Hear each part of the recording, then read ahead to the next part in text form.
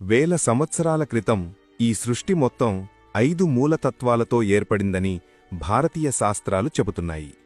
ఆ 5 తత్వాలను పంచభూతాలు అంటారు. భూమి, నీరు, అగ్ని, గాలి, ఆకాశం. ఈ 5 తత్వాలకు ప్రతీకలుగా పరమేశ్వరుడు భూమిపై పంచభూత లింగాల రూపంలో ప్రత్యక్షమయ్యాడని పురాణాలు చెబుతున్నాయి.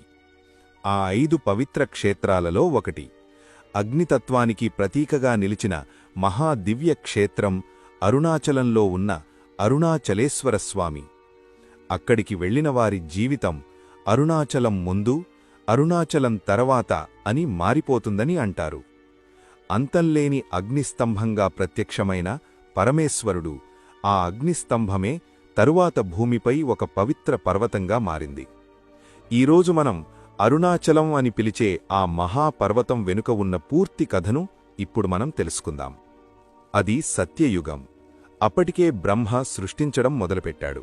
విష్ణువు ఆ సృష్టిని నడిపించే బాధ్యతను తీసుకున్నాడు. ఒకరోజు బ్రహ్మ, విష్ణువు ఎదురుపడినప్పుడు వారిద్దరిలో ఎవరు గొప్ప అనే వాదన జరిగింది. నేను ఈ సృష్టిని సృష్టించాను కాబట్టి నేనే గొప్పవాణ్ణి అని బ్రహ్మ అన్నాడు. నేనే ఈ ప్రపంచాన్ని కాపాడుతున్నాను కాబట్టి నేనే గొప్పవాణ్ణి అని విష్ణువు అన్నాడు. వారి వాదన దేవలోకమంతా కంపించింది. అప్పుడు అకస్మాత్తుగా వారి ముందు అంతం కనిపించని ఒక భారీ అగ్నిస్తంభం ప్రత్యక్షమైంది. ఆ అగ్నిస్తంభం ప్రారంభం ఎక్కడో, అంతం ఎక్కడో ఎవరికీ తెలియలేదు. ఆ అగ్నిస్తంభం మరెవరో కాదు, శివపరమేశ్వరుడే. ఈ అగ్నిస్తంభానికి మొదలు మరియు అంతం ఎవరు కనుగొంటారో వారే గొప్పవారు అని శివుడంటాడు. విష్ణువు వెంటనే వరాహ అవతారం తీసుకున్నాడు. అతను అగ్నిస్తంభం క్రిందికి వెళ్లి దాని మూలాన్ని కనుగొనడానికి ప్రయత్నించాడు. వేల సంవత్సరాలు వెతికినా ఆ అగ్నిస్తంభానికి చివర కనిపించలేదు. అప్పుడు విష్ణువు నిజం అంగీకరించాడు. ఈ అగ్నిస్తంభానికి అంతం లేదు అని చెప్పి తిరిగొచ్చాడు. ఇంకొకవైపు బ్రహ్మ హంసవాహనంలో పైకి ఎగిరాడు. వేల సంవత్సరాలు వెతికినా ఆ అగ్నిస్తంభానికి పై చివర కనిపించలేదు. అప్పుడు బ్రహ్మకు పైనుండి కిందకి పడుతున్న ఒక మొగలి పువ్వు కనిపించింది. వెంటనే బ్రహ్మ ఆ పువ్వును ఎక్కడి నుండి వస్తున్నావు అని అడిగాడు. అప్పుడా పువ్వు, నేను శివుని తల నుండి కింద పడుతున్నాను, నేను పడడం మొదలై కొన్ని వేల దివ్య సంవత్సరాలవుతోంది అని చెప్పింది. ఇక అగ్నిలింగం అంతం కనుగొనడం అసాధ్యమని భావించిన బ్రహ్మ ఆ మొగలి పువ్వుతో, నేనే నిన్ను పైనుండి తీసుకువచ్చాను అని అబద్ధం చెప్పు అని అంటాడు. దానికి ఆ మొగలి పువ్వు ఒప్పుకుంది. అదే సమయంలో అక్కడి వచ్చిన కామధేనువును కూడా అదే అబద్ధం చెప్పమని అక్కడి నుండి శివుని దగ్గరకు బయలుదేరాడు. అప్పటికే విష్ణువు ఆ లింగం ఎక్కడ మొదలైందో కనుగొనలేకపోయానని ఒప్పుకొని ఉంటాడు. కాని బ్రహ్మ మాత్రం నిజం ఒప్పుకోవడానికి అహంకారం అడ్డొచ్చి ఆ పువ్వును తానే తీసుకువచ్చానని, కావాలంటే మీరే అడగండి అని శివునికి చెబుతాడు. అప్పుడు శివుడు పువ్వు వైపు చూడగానే ఆ పువ్వు అవును అని అబద్ధం చెబుతుంది. కామధేనువు మాత్రం తలతో అవును అని, తోకతో కాదు అని చెప్పింది.